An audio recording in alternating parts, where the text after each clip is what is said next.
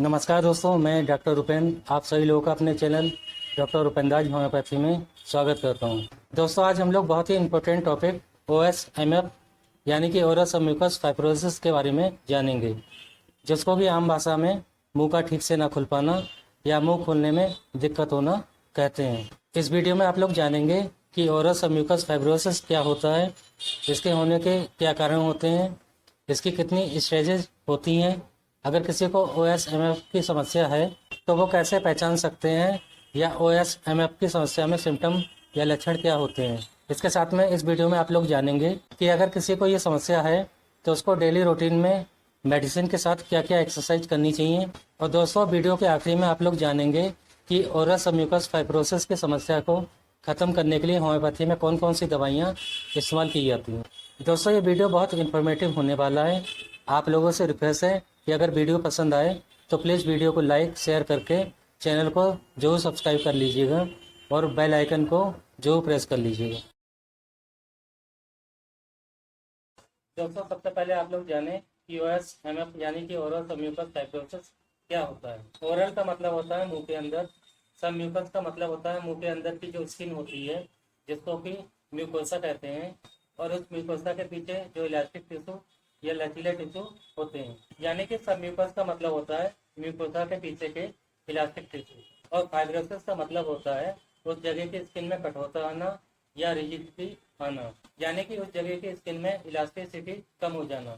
दोस्तों, ये condition oral submucous fibrosis कहलाती है। अगर सिंपल लैंग्वेज में कहें तो मुंह के अंदर की स्किन में जब कठोरता आ जाती है या इलास्टिसिटी कम हो जाती है तो ये समस्या OSMF कहलाती है। इस समस्या के कारण पेशेंट को मुंह खोलने में दिक्कत होने लगती है और मुंह पूरा नहीं खुल पाता है। दोस्तों, ये बीमारी जो लोग काफ़ी लंबे समय से तंबाकू या तंबाकू से बनी कोई भी चीज़ खा रहे होते हैं तो उनमें होती है। जो लोग तंबाकू खाते हैं उनके मुंह में जो म्यूकोसा होती है वो लगातार तंबाकू से निकले केमिकल से फाइट करती रहती है, और तंबाकू से म्यूकोसा में जो इंजरी होती है उससे लगातार वहाँ के टिश्यू हील करने की कोशिश करते रहते हैं। यानी कि वहाँ के टिश्यू तंबाकू से निकलने वाले टॉक्सिक सब्सटेंस से लड़ते हैं और वहाँ की स्किन को हील करके हेल्दी रखने की कोशिश करते रहते हैं। लेकिन जो लोग लंबे समय तक तंबाकू खाते रहते हैं उनमें इसी कारण मुंह के अंदर की स्किन हार्ड होना शुरू हो जाती है और वहाँ पे फाइब्रोसिस डेवलप होने लगती है, और धीरे धीरे करके वहाँ की स्किन कठोर हो जाने के कारण मुंह खुलना कम हो जाता है या बंद हो जाता है। दोस्तों, वैसे तो ये बीमारी किसी भी एज में हो सकती है, लेकिन इसके अधिकतर केस 25 से 35 साल के बीच में देखने को मिलते हैं। ये बीमारी प्री कैंसरस होती है, यानी कि इस बीमारी में लगभग 5 से 6% केस में कैंसर होने के चांस हो सकते हैं। दोस्तों, अब हम लोग बात करेंगे कि OSMF होने के क्या कारण हो सकते हैं। सबसे पहला और मेन कारण होता है, जो कि आप लोग अब तक जान चुके होंगे, कि वो लोग जो लंबे समय से तंबाकू, खैनी, पान सुपारी और बीड़ी और सिगरेट का सेवन करते चले आ रहे हैं तो उनको सबसे ज़्यादा चांस OSMF होने के होते हैं। अगर अगले कारण की बात करें तो कुछ केस इसके आनुवंशिक भी हो सकते हैं। जिन लोगों की फैमिली में माता पिता या दादा दादी को ये समस्या रह चुकी हो तो कुछ केस में उनकी नेक्स्ट जनरेशन में भी ये समस्या हो सकती है। कई बार देखा गया है कि शरीर में कुछ पोषक तत्वों की कमी के कारण, जैसे कि विटामिन, आयरन और जिंक की कमी के कारण भी OSMF होने के चांस हो सकते हैं। दोस्तों, ये कुछ कारण हो सकते हैं किसी में भी OSMF होने के, लेकिन अगर सबसे मेन कारण की बात करें तो वो होता है तंबाकू का सेवन करना। दोस्तों, अब आप लोग शॉर्ट में जानेंगे कि ओरल सबम्यूकस फाइब्रोसिस के केस में अलग अलग स्टेज के आधार पर चेंजेस क्या देखने को मिलेंगे। दोस्तों, इनिशियल स्टेज में पेशेंट को मुंह खोलने में कोई दिक्कत नहीं होती है, लेकिन चीक्स में हल्का सा टाइटनेस महसूस हो सकता है, गर्म पानी या चाय रगना शुरू हो सकता है, मुंह में छाले की समस्या होना शुरू हो सकती है, और थोड़ा सा भी तीखा खाने से मुंह में जलन हो सकती है।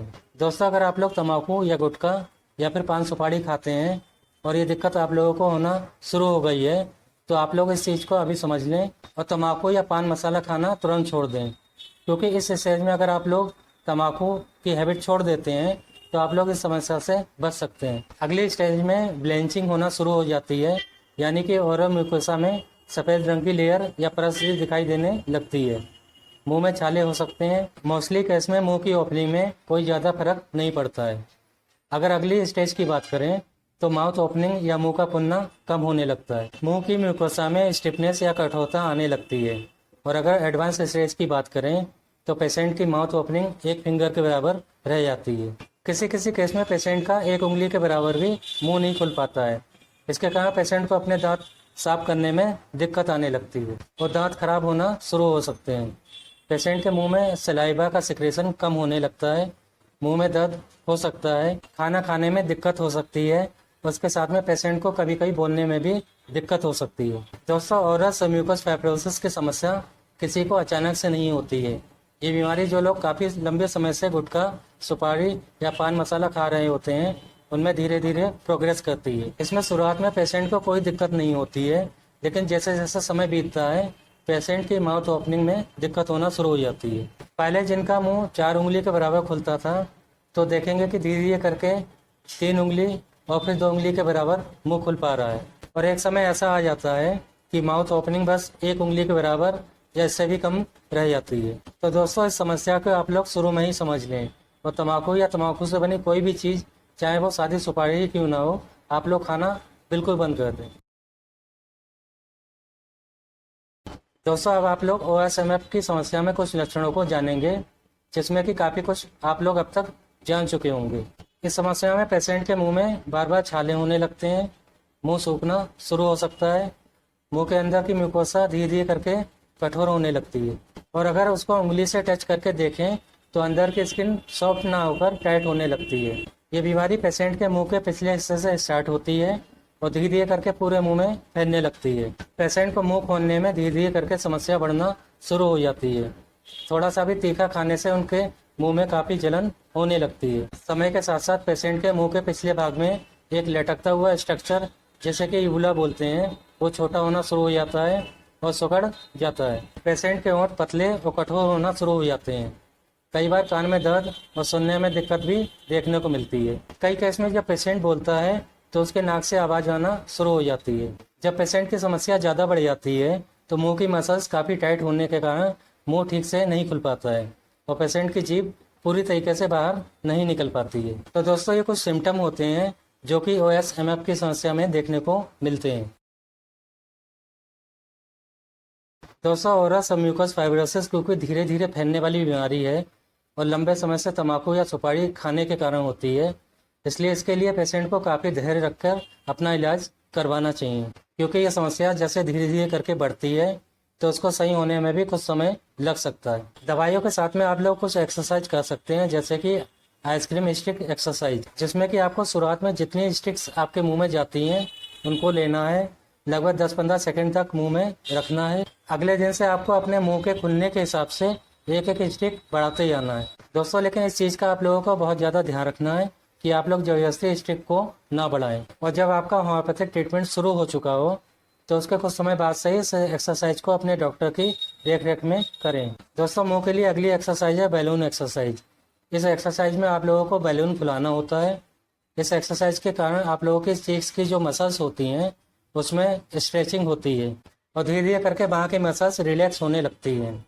इस एक्सरसाइज को आप लोगों को दिन में 1 या 2 बार से स्टार्ट करना है और धीरे धीरे करके बढ़ाते जाना है। अगली एक्सरसाइज में आपको अपना पूरा मुंह खोलना है और लगभग 5 सेकंड तक होल्ड रखना है।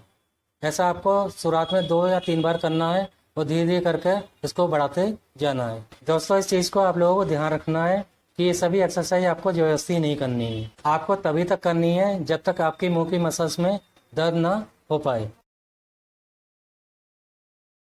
दोस्तों, ओरस म्यूकस फाइब्रोसिस का होम्योपैथी में बहुत अच्छा ट्रीटमेंट है और अगर आप लोग समय से ट्रीटमेंट स्टार्ट करवा लेते हैं तो आपको आगे चलकर होने वाली दिक्कतों का सामना नहीं करना पड़ेगा और आप लोग अपनी हेल्दी लाइफ जी सकेंगे। लेकिन दोस्तों, इस चीज़ का आप लोगों को ध्यान रखना है कि आप लोग अपना ट्रीटमेंट के दौरान कंटिन्यूटी और पेशेंस को बनाए रखें, क्योंकि इसका इलाज लंबा भी सह सकता है। दोस्तों, अब मैं आप लोगों को कुछ इंपॉर्टेंट मेडिसिन बताने जा रहा हूँ जो कि इस समस्या में कॉमनली यूज की जाती है। पहली मेडिसिन का नाम है थायोसिनामिनम 30 पोटेंसी में। ये मेडिसिन म्यूकोसा में जो ब्लेंचिंग होती है, ये वाइट कलर की लेयर बनती है, उसको ख़त्म करने में मदद करती है। उसके साथ में स्किन में जो टाइटनेस आ गई है उसको भी कम करने में काफ़ी मदद करती है। दोस्तों, थायोसिनामिनम 30 पोटेंसी में आप लोगों को 4-4 बूंदें सुबह और शाम को डायरेक्ट टंग पे या आधे चम्मच पानी में मिलाकर लेनी होगी। अगली मेडिसिन का नाम है कैलकेरिया फ्लो 6X। दोस्तों ये मेडिसिन भी OSMF की समस्या में स्किन में आई हार्डनेस को कम करने में मदद करती है और इसका इस्तेमाल करने से मुंह की स्किन सॉफ्ट होना शुरू हो जाती है। दोस्तों इस मेडिसिन की 4 गोली दिन में 3 बार आपको जीभ में रखकर चूस के लेनी होगी। अगली मेडिसिन जो कि इस समस्या में काफ़ी यूज की जाती है उसका नाम है कॉस्टिकम 200 पोटेंसी में। ये मेडिसिन भी ओरल सबम्यूकस फाइब्रोसिस के लिए अच्छी मेडिसिन होती है। दोस्तों इस मेडिसिन की 2-2 बूंदें आपको दिन में 2 बार डायरेक्ट टंग पे लेनी होगी या फिर आप लोग इसको आधे चम्मच पानी में मिलाकर भी ले सकते हैं। अगली मेडिसिन का नाम है एसिडनिक 200 पोटेंसी में। ये मेडिसिन OSMF के शुरुआती स्टेज में काफ़ी इफेक्टिव रहती है। जब पेशेंट को बार बार मुंह में छाले की समस्या होती रहती है, इसके साथ में पेशेंट को थोड़ा सा भी स्पाइसी खाने से मुंह में जलन होना शुरू हो जाती है, तो इस समस्या में एसिडनिक 200 की पोटेंसी में 2 बूंदें सुबह और 2 बूंदें शाम को डायरेक्ट टंग पे लेनी चाहिए। दोस्तों अब मैं आप लोगों को 2 मेडिसिन बताने जा रहा हूँ जिनको मिलाकर आप लोगों को रोजाना कुल्ला करना होगा। पहली मेडिसिन का नाम है कुरकुमा लौंगा क्यूब। ये मेडिसिन टर्मरिक यानी कि हल्दी से बनी होती है। दूसरी मेडिसिन का नाम है ऑसिमम सेन क्यूब। ये मेडिसिन होली बेसिल यानी कि तुलसी से बनी होती है। दोस्तों इन दोनों मेडिसिन को आप लोगों को लेना है और दोनों मेडिसिन की 20-20 बूंदें आधे कप पानी में मिलानी है और रोजाना दिन में 2 से 3 बार इससे कुल्ला करना होगा। जब भी आप इस मेडिसिन से कुल्ला करेंगे तो इस चीज़ का आप लोगों को ध्यान रखना है कि इसको आप लोग कम से कम 1 मिनट तक अपने मुंह में रखेंगे और इसके बाद ही आप लोग इस दवाई को मुंह से बाहर निकालेंगे। दोस्तों मुंह में कुल्ला करते समय अगर दवाई आप निकल भी जाते हैं तो इससे आप लोगों को कोई नुकसान नहीं होगा। इस मेडिसिन से कुल्ला करने से आपकी जो ओरल म्यूकोसा है उसमें हीलिंग होना शुरू हो जाएगी और आपको कुछ समय बाद काफ़ी आराम महसूस होने लगेगा। दोस्तों इस चीज़ का आप लोगों को ध्यान रखना है कि जितनी भी मेडिसिन आपको बताई है इनको आप लोग अपने लक्षणों के आधार पर लें और कम से कम आप लोगों को इस मेडिसिन का यूज 3 से 4 महीने तक करना होगा। इन दवाइयों का इस्तेमाल आप लोगों को होम्योपैथिक फिजिशियन की देखरेख में ही करना होगा। होम्योपैथिक दवाइयों से अधिकतर लोग ठीक हो जाते हैं। दोस्तों मैं उम्मीद करता हूँ कि आप लोग भी अपनी दवाइयाँ शुरू कर दें और जल्दी से ठीक हो जाएं। दोस्तों आज का टॉपिक ओरल सबम्यूकस फाइब्रोसिस के ऊपर था। उम्मीद करता हूँ कि आप लोगों को पसंद आया होगा। अगर आप लोगों को वीडियो पसंद आया हो तो प्लीज़ वीडियो को लाइक शेयर करके चैनल को सब्सक्राइब जरूर कर लीजिएगा और बेल आइकन को जरूर प्रेस कर दीजिएगा जिससे कि मेरे आने वाले सभी वीडियो का नोटिफिकेशन आप लोगों को मिलता रहे। तो मिलते हैं नेक्स्ट वीडियो के साथ में। नमस्कार दोस्तों।